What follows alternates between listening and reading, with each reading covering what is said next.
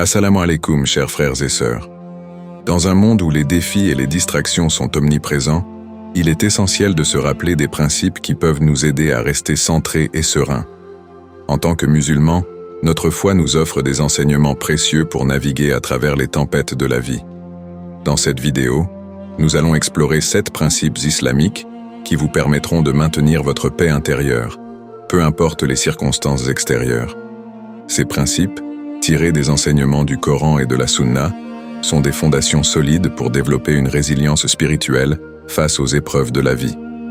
Que vous soyez confronté à des difficultés au travail, à des tensions familiales ou à des défis personnels, ces conseils vous aideront à rester fort, confiant et en harmonie avec la volonté d'Allah. Avant de commencer cette vidéo, je vous invite à vous abonner à notre chaîne et d'activer la cloche de notification pour rester informé de nos prochaines publications sur la foi islamique. Merci et bonne vidéo.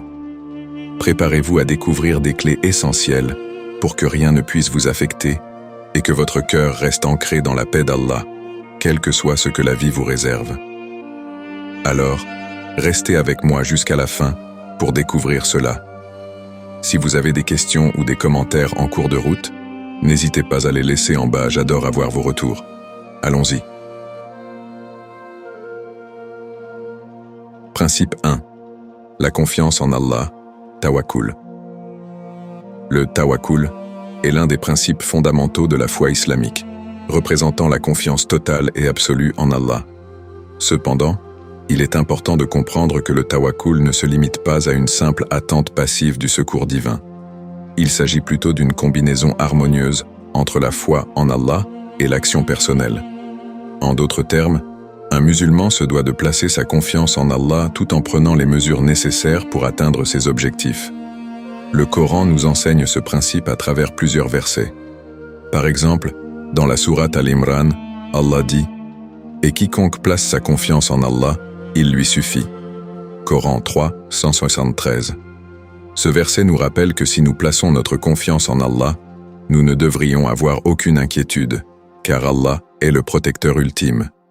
De même, dans la sourate At-Talaq, Allah dit « Et quiconque craint Allah, il lui facilite les choses, et quiconque place sa confiance en Allah, il lui suffit. » Coran 65, 2, 3.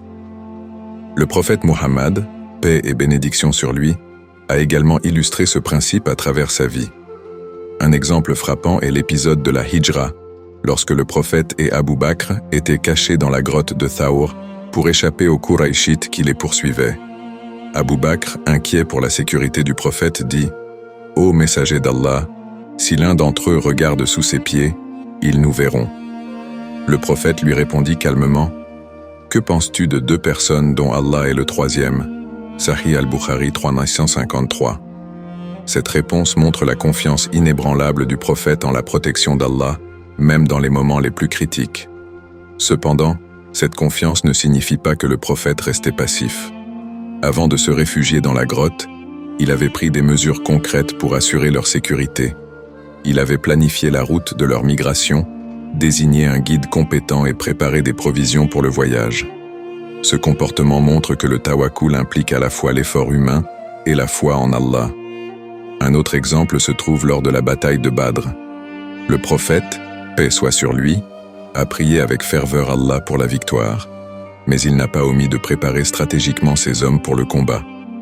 Cette combinaison de prière et d'efforts démontre l'équilibre parfait entre la dépendance à l'égard d'Allah et la responsabilité personnelle. Ainsi, le tawakkul nous enseigne que la véritable confiance en Allah ne se résume pas à attendre passivement que les choses se produisent. Au contraire, elle exige que nous agissions avec sagesse, en prenant des mesures concrètes, tout en croyant fermement qu'Allah dirige le résultat final. C'est un acte de foi active qui nous permet de naviguer dans les difficultés de la vie avec sérénité, sachant qu'Allah est notre soutien infaillible. En résumé, en adoptant le tawakkul, nous apprenons à équilibrer notre foi en Allah avec notre responsabilité personnelle. C'est une leçon essentielle pour chaque musulman qui cherche à traverser les défis de la vie avec confiance et tranquillité d'esprit. Principe 2. La prière, salah. La prière, salah, est le pilier central de la vie d'un musulman, une pratique quotidienne qui constitue un lien direct et intime avec Allah. La salat n'est pas seulement une obligation religieuse, mais aussi un refuge spirituel et une source de paix intérieure inestimable. À travers la prière, un musulman se reconnecte avec son Créateur, trouve réconfort et guidance, et renouvelle sa foi et sa détermination. L'importance de la prière dans la vie quotidienne ne peut être surestimée. Le prophète Muhammad, paix et bénédiction sur lui, a décrit la salat comme le pilier de la religion, Al-Bukhari, et elle est l'un des 5 piliers de l'islam, représentant l'essence même de l'engagement du croyant envers Allah. La prière, effectuée 5 fois par jour, crée une structure et un rythme dans la vie du musulman, lui permettant de rester connecté à Allah, peu importe les distractions et les défis du quotidien. Chaque prière est une occasion de s'arrêter, de se recentrer et de se rappeler que toute chose revient à Allah. La salat est bien plus qu'un simple acte de dévotion, elle est un refuge pour l'âme. Dans un monde rempli de stress, d'inquiétude et de tension, la prière offre une pause sacrée.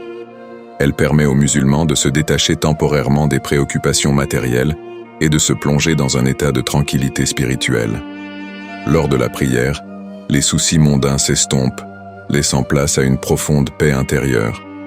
Allah dit dans le Coran, « Certes, c'est par l'évocation d'Allah que se tranquillisent les cœurs. » Coran 13, 28. La prière incarne cette évocation, où chaque mot et chaque geste sont une expression d'amour, de soumission et de reconnaissance envers Allah. L'impact de la prière sur la gestion du stress est considérable. De nombreux musulmans témoignent du soulagement immédiat qu'ils ressentent après avoir prié, même au milieu des épreuves les plus difficiles. Une anecdote personnelle couramment partagée est celle du musulman qui, submergé par les pressions du travail, les responsabilités familiales ou les défis de la vie, trouve un soulagement immédiat en se prosternant devant Allah.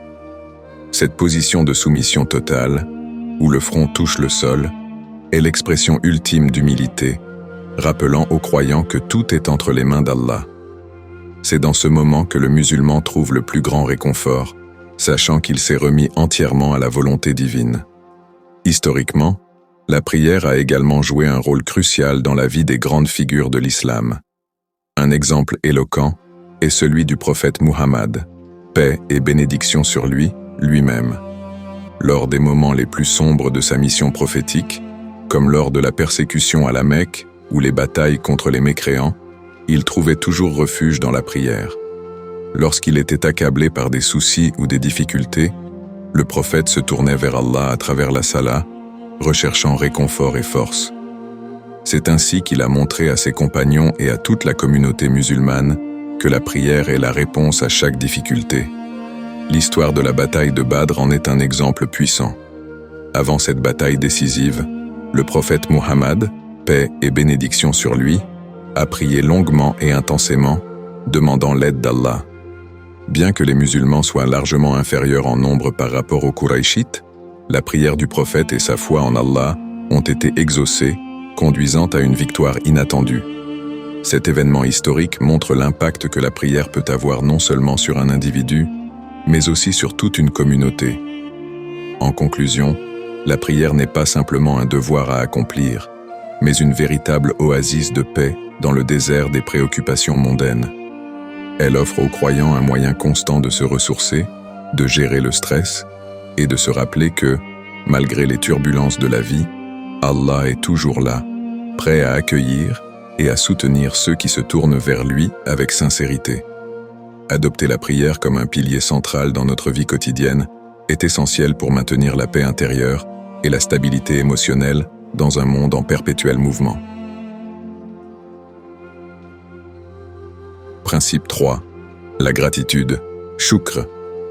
La gratitude, ou shukr, en arabe, est une vertu centrale en islam.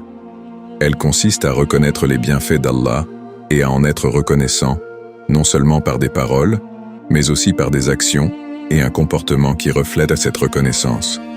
Le concept de shukr va au-delà du simple remerciement. Il s'agit d'une attitude globale de reconnaissance qui façonne la façon dont un musulman perçoit le monde et réagit aux circonstances de la vie. Dans l'islam, la gratitude est non seulement encouragée, mais elle est aussi considérée comme une obligation spirituelle. Allah nous rappelle dans le Coran « Si vous êtes reconnaissant, très certainement j'augmenterai mes bienfaits pour vous. » Coran 14:7. Ce verset souligne que la reconnaissance des bienfaits divins ne fait pas seulement plaisir à Allah, mais qu'elle est aussi une clé pour recevoir davantage de bénédictions. La gratitude ouvre les portes de la miséricorde et des bienfaits d'Allah, et elle est un moyen de cultiver une relation plus profonde avec lui. Pratiquer la gratitude a le pouvoir de transformer notre perspective sur les défis que nous rencontrons. Lorsque nous choisissons de nous concentrer sur les bienfaits plutôt que sur les difficultés, nous développons une attitude positive qui nous permet de faire face aux épreuves avec plus de sérénité. En adoptant une mentalité de gratitude, même les moments les plus sombres de la vie peuvent être vus sous un angle différent. Par exemple, une difficulté financière peut être perçue non seulement comme un défi, mais aussi comme une opportunité de renforcer sa foi, de se rapprocher d'Allah et d'apprécier davantage les ressources disponibles. Le prophète Muhammad, paix et bénédiction sur lui, a également enseigné l'importance de la gratitude.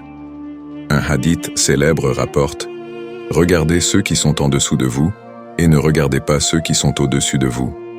Ainsi vous ne mépriserez pas les grâces qu'Allah vous a accordées. » Sahih Muslim. Ce conseil du prophète nous invite à comparer notre situation à celle de ceux qui sont moins favorisés, afin de renforcer notre gratitude pour ce que nous avons. C'est une manière puissante de rester humble et reconnaissant, même lorsque nous traversons des moments difficiles. Le Coran nous offre également de nombreux rappels de l'importance de la gratitude. Allah dit « Et peu de mes serviteurs sont reconnaissants » Coran 34:13.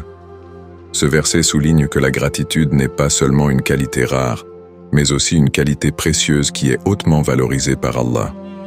En effet, le fait de reconnaître et d'apprécier les bienfaits d'Allah est un acte de dévotion qui rapproche le croyant de son Créateur.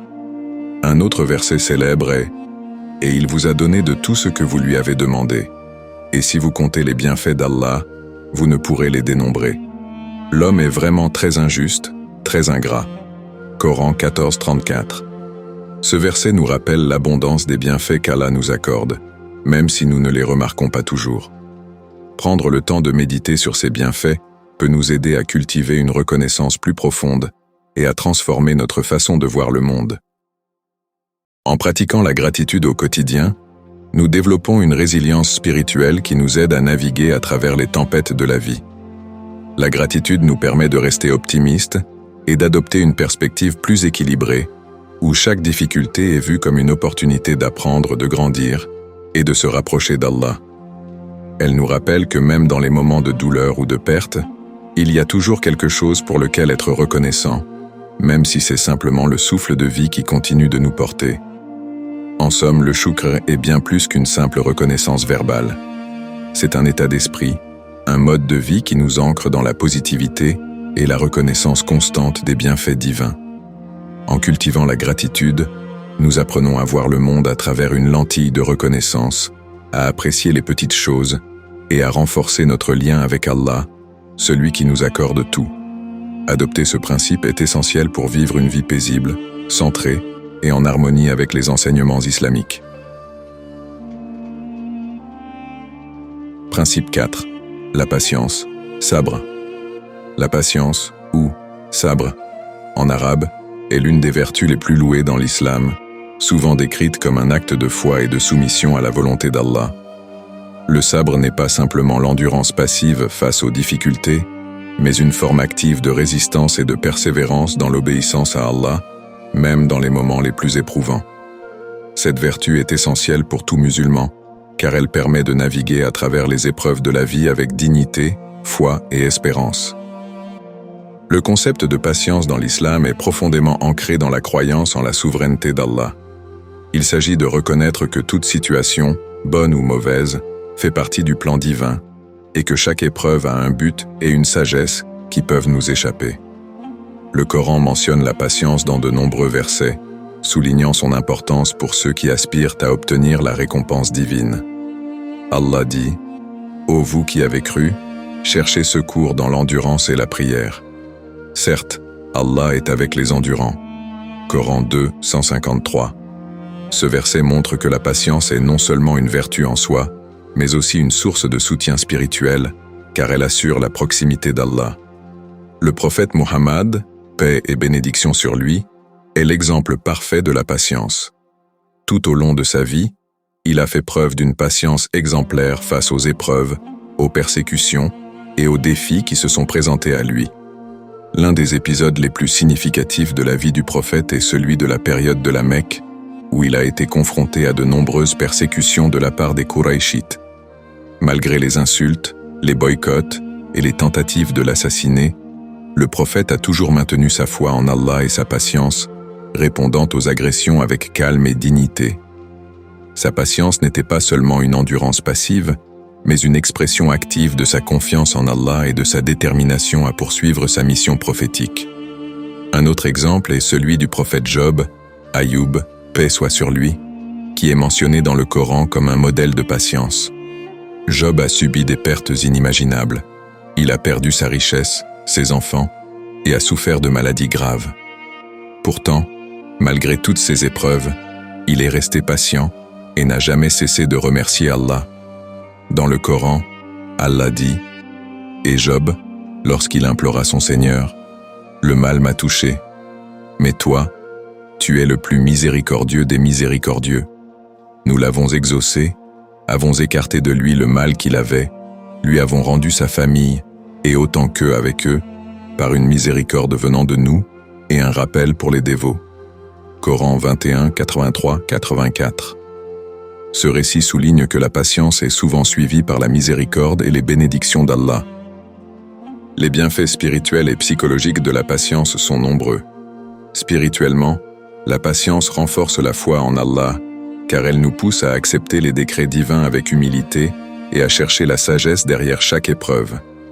Allah promet dans le Coran et fait la bonne annonce aux endurants, qui disent, quand un malheur les atteint, « Certes, nous sommes à Allah, et c'est à lui que nous retournerons. » Ceux-là reçoivent des bénédictions de leur Seigneur, ainsi que la miséricorde, et ceux-là sont les bien guidés. Coran 2, 155-157. Ce verset montre que la patience est récompensée par la guidance, les bénédictions et la miséricorde d'Allah, ce qui donne aux croyants une perspective plus profonde sur les défis de la vie. Psychologiquement, la patience aide à développer la résilience, une capacité à surmonter les difficultés sans être submergé par le stress ou le désespoir. En pratiquant le sabre, les musulmans apprennent à gérer les frustrations et les déceptions de manière constructive, en évitant les réactions impulsives et en cultivant la paix intérieure. La patience permet de garder une perspective équilibrée, où les épreuves sont vues comme des opportunités de croissance personnelle et spirituelle, plutôt que comme des obstacles insurmontables. En résumé, le sabre est une vertu fondamentale pour vivre une vie islamique épanouie. C'est un outil puissant pour faire face aux épreuves, en gardant toujours à l'esprit que tout ce qui se produit dans nos vies est sous le contrôle d'Allah et fait partie de son plan divin. La patience nous enseigne à accepter les décrets d'Allah avec grâce, à chercher le bien dans chaque situation et à persévérer dans l'adoration, même dans les moments les plus difficiles. En cultivant le sabre, nous développons non seulement une force intérieure, mais nous nous rapprochons aussi d'Allah, en suivant l'exemple du prophète Muhammad, paix et bénédiction sur lui, et de ses compagnons. Principe 5. La communauté, Ummah, la Ummah, ou la communauté musulmane, est un concept fondamental en islam qui souligne l'importance de la solidarité et du soutien mutuel entre les croyants. Faire partie de l'Ummah ne se limite pas seulement à une affiliation religieuse, c'est un engagement à soutenir, à renforcer et à protéger les autres musulmans, en incarnant les valeurs de fraternité, de justice et de compassion. L'importance de l'Ummah dans la vie d'un musulman ne peut être sous-estimée, car c'est au sein de cette communauté que les croyants trouvent le réconfort, la guidance et l'appui nécessaires pour surmonter les défis de la vie. L'islam met un accent particulier sur l'importance de la communauté. Le prophète Muhammad, paix et bénédiction sur lui, a comparé les musulmans à un seul corps, en disant « L'exemple des croyants dans leur affection, leur miséricorde et leur compassion mutuelle est celui du corps. Lorsque l'un de ses membres souffre, tout le corps souffre avec lui. Sahih al-Bukhari. Ce hadith illustre l'interconnexion entre les membres de l'Ummah. La douleur d'un individu est ressentie par tous, tout comme la joie et les succès sont partagés. C'est cette solidarité qui fait de l'Ummah une force puissante, capable de résister aux épreuves et de surmonter les obstacles. Faire partie d'une communauté musulmane offre de nombreux avantages, tant sur le plan spirituel que social. D'abord, la communauté sert de cadre pour l'adoration collective, notamment à travers la prière en congrégation, le jeûne pendant le Ramadan et la participation aux fêtes religieuses comme l'Aïd. Ces pratiques renforcent non seulement la foi individuelle, mais elles solidifient également les liens entre les membres de la communauté, créant un sentiment d'unité et d'appartenance. Le soutien mutuel au sein de l'Ummah permet aussi aux croyants de rester fermes dans leur foi, même lorsqu'ils sont confrontés à des pressions extérieures ou à des épreuves personnelles. Le soutien mutuel est un aspect crucial de la vie communautaire en islam. Lorsqu'un musulman est confronté à des difficultés, qu'elles soient financières, émotionnelles ou spirituelles, il ou elle peut se tourner vers la communauté pour trouver de l'aide. L'aumône, zakat, et la charité, sadaqa, sont des exemples tangibles de ce soutien. Par le biais de ces actes de générosité, les membres de la communauté qui sont plus fortunés soutiennent ceux qui sont dans le besoin, assurant ainsi que personne ne soit laissé pour compte. Le Coran nous rappelle : les croyants et les croyantes sont alliés les uns des autres. Ils commandent le convenable, interdisent le blâmable, accomplissent la salah, acquittent la zakat et obéissent à Allah et à son messager. Voilà ceux auxquels Allah fera miséricorde, car Allah est puissant et sage. Coran 9:71. La solidarité au sein de l'Ummah est également illustrée par les nombreuses initiatives communautaires qui visent à aider les personnes dans le besoin. Un exemple contemporain de cette solidarité est l'organisation d'associations caritatives musulmanes qui viennent en aide aux réfugiés, aux victimes de catastrophes naturelles et aux communautés marginalisées. Lors de la crise des réfugiés syriens, par exemple, de nombreuses organisations musulmanes à travers le monde ont mobilisé des ressources pour fournir nourriture, abri et soutien psychologique aux personnes déplacées. Cet esprit de solidarité transcende les frontières géographiques et culturelles, unissant les musulmans dans une cause commune pour le bien de l'humanité. Un autre exemple de solidarité se trouve dans l'histoire de la Hijra, la migration du prophète Muhammad, paix et bénédiction sur lui, et de ses compagnons de la Mecque à Médine. À leur arrivée, les musulmans de Médine, les Ansar, ont ouvert leur cœur et leur foyer aux migrants mécois, les Muhajiroun, partageant avec eux leurs biens et les intégrant dans la vie économique et sociale de la ville. Ce geste d'hospitalité et de soutien est un exemple emblématique de l'Ummah en action, où la solidarité et la fraternité sont placées au-dessus des intérêts personnels. La communauté musulmane joue également un rôle vital dans l'éducation et la transmission des valeurs islamiques. Les mosquées, les centres islamiques et les écoles religieuses sont des lieux où les musulmans peuvent apprendre leur religion, échanger des connaissances et recevoir des conseils spirituels.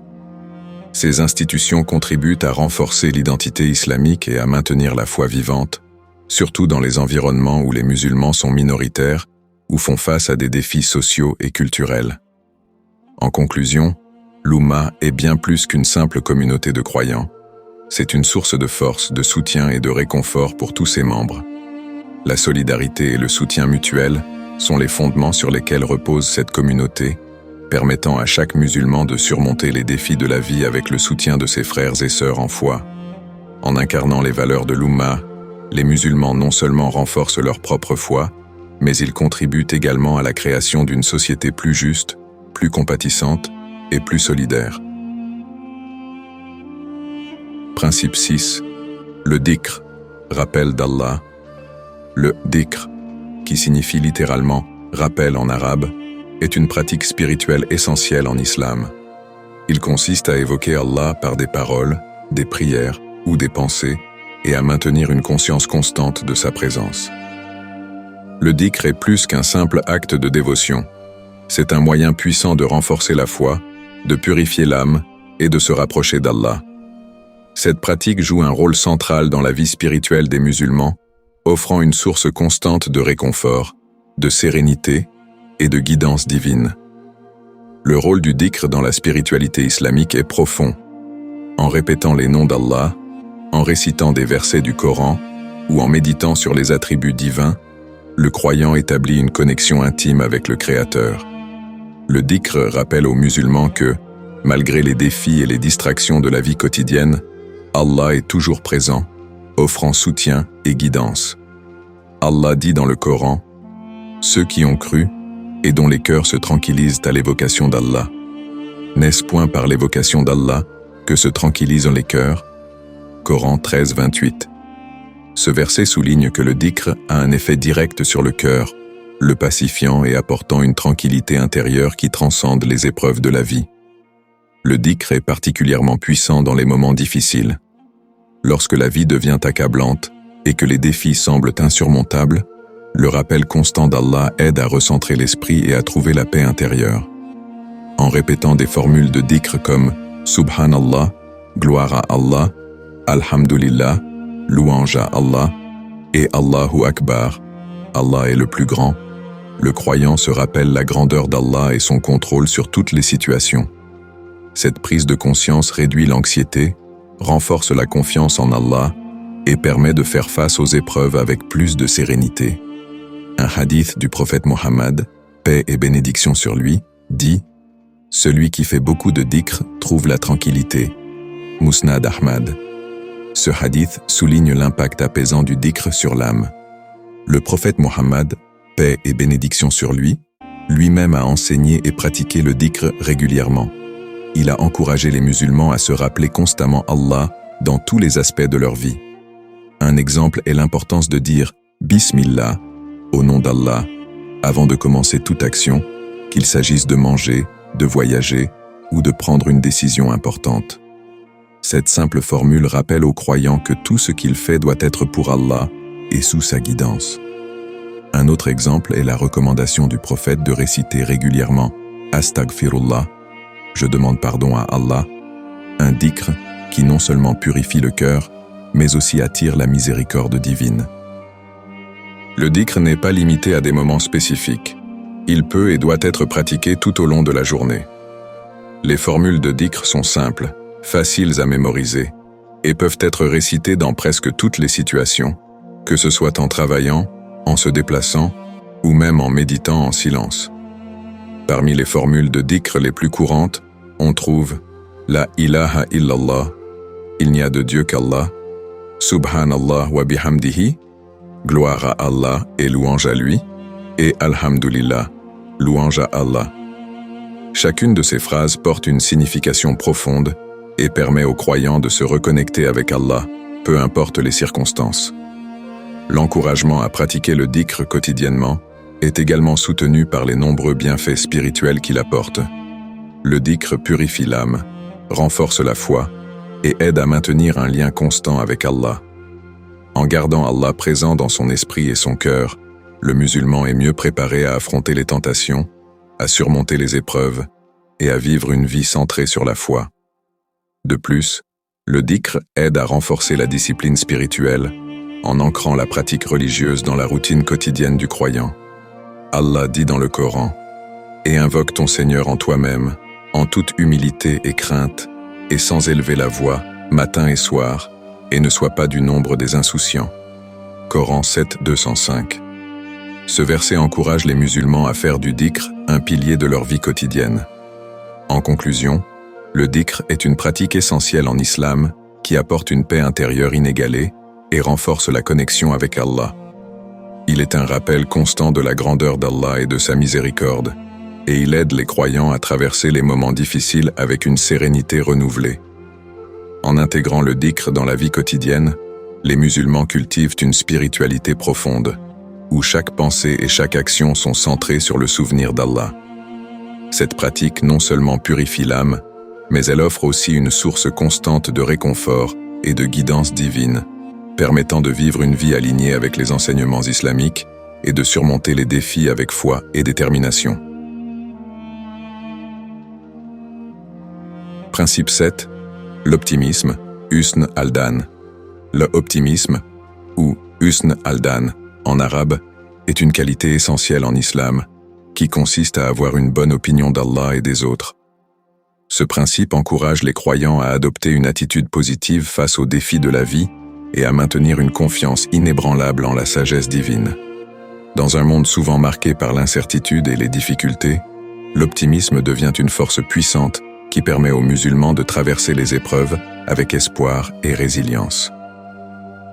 Avoir une bonne opinion d'Allah, c'est croire fermement en sa miséricorde, sa sagesse et sa justice, même lorsque les circonstances semblent défavorables. L'islam enseigne que chaque situation, aussi difficile soit-elle, contient un bien, même si celui-ci n'est pas immédiatement apparent. Allah dit dans le Coran: « Il se peut que vous détestiez une chose alors qu'elle est un bien pour vous, et il se peut que vous aimiez une chose alors qu'elle est un mal pour vous. Allah sait, tandis que vous ne savez pas. » Coran 2, 216. Ce verset rappelle aux croyants que leur vision est limitée et que seul Allah connaît l'issue de chaque situation. En cultivant une bonne opinion d'Allah, les musulmans peuvent aborder les épreuves avec sérénité, sachant que tout ce qui leur arrive est sous le contrôle d'Allah et fait partie de son plan divin. L'optimisme a également un impact profond sur la façon dont les musulmans interagissent avec les autres. Avoir une bonne opinion des autres, c'est choisir de voir le meilleur en eux, de ne pas porter de jugement hâtif et de pardonner leurs erreurs. Cette attitude renforce les liens sociaux, encourage la fraternité et crée un environnement de soutien et de positivité au sein de la communauté musulmane. Le prophète Muhammad, paix et bénédiction sur lui, a dit « Évitez les conjectures, car les conjectures sont les plus grands mensonges. » Sahih al-Bukhari. Ce hadith souligne l'importance de ne pas supposer du mal à propos des autres sans preuve et d'adopter au contraire une attitude de bienveillance et de compréhension. L'optimisme, en tant que force intérieure, joue un rôle crucial dans la manière dont les croyants affrontent les défis de la vie.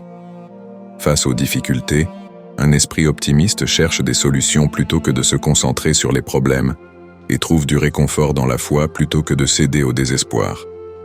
Le prophète Muhammad, paix et bénédiction sur lui, a montré l'exemple d'un optimisme indéfectible tout au long de sa vie.